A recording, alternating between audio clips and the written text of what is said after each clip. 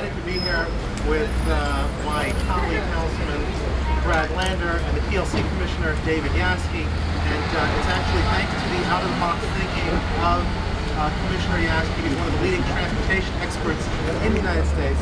He came up with a great solution for the MTA's dysfunction.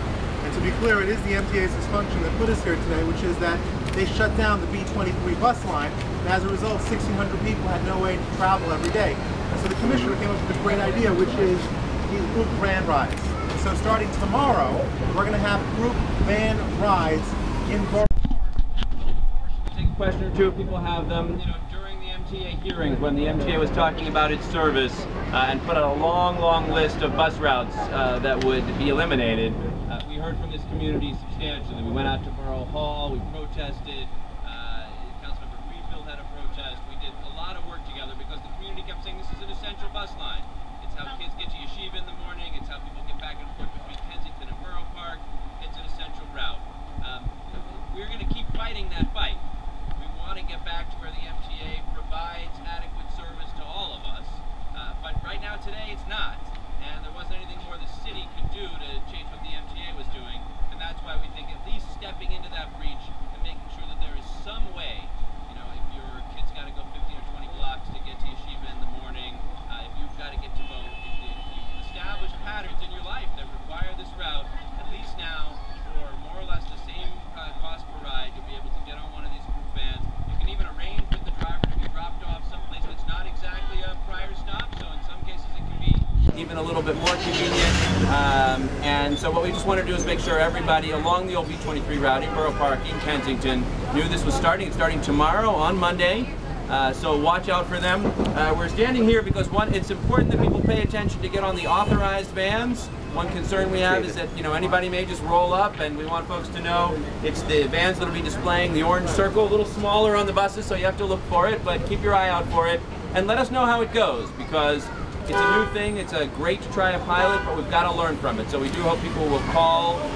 We'll call my office. We'll call Councilmember Greenfield's office. We'll call 311, and we can watch over the next few months how this service works. We really want it to be a success. So thanks very much to the Commissioner for joining us today, and to Councilman Greenfield. And before we hear Mr. Friedman, I want to point out, if people can see, this is what the sign looks like, and the stops are marked by distinctive signage. Colors may be familiar, but the wording is very distinctive. Group ride vehicles stop up there, and down here a panel that shows the authorized pickup drop-off points. But as you say, Councilor Lander, the driver is permitted, if it works for him and for other passengers, to stop somewhere else as well. It's convenient for people.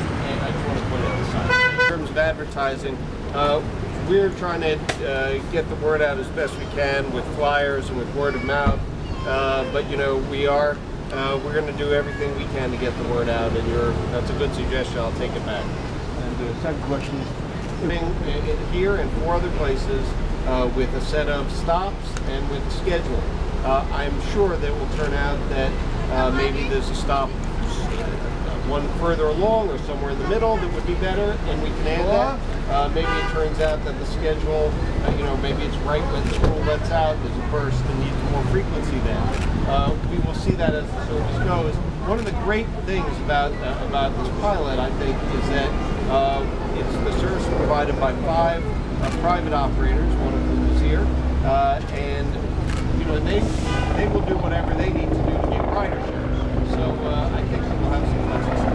Just to build on that, as much as we want the MTA back operating a bus on this route, there is something pretty good about the market as well. And in this situation, the operator is going to run these vans. They want it to work. They're going to watch when people are riding and not riding. Assuming that, as you suggest, people are not riding on Saturdays, it won't make sense for them to run them on Saturdays, and we can figure out how to work with DOT to adjust the parking requirements. But we're going to be learning together, the operator, the city, the community. How long will this term go? How long? Up to 1 year. But we'll watch along. And you'll make commitment 1 year? Up to 1 year. To be clear, if on one of the routes there is no ridership, we're not going to insist that the operators, throw good money after bad. How many months are you We haven't set a deadline. We're going to monitor them all and see how long it takes for for the ridership to build. I think the whole point of this really is this is the exact opposite of usual government bureaucracy, and much of the credit goes to Commissioner Yassky. I think the Commissioner has created a flexible program where the whole purpose is to just get something out there in the meanwhile to try to assist people who don't have any public transportation, so we're giving them private transportation, pretty cheap, $2. It's cheaper than the typical fare, which is $2.25 these days. And we're hoping people will give us suggestions. They should call my office, Brad's office, the Commissioner's office, 301.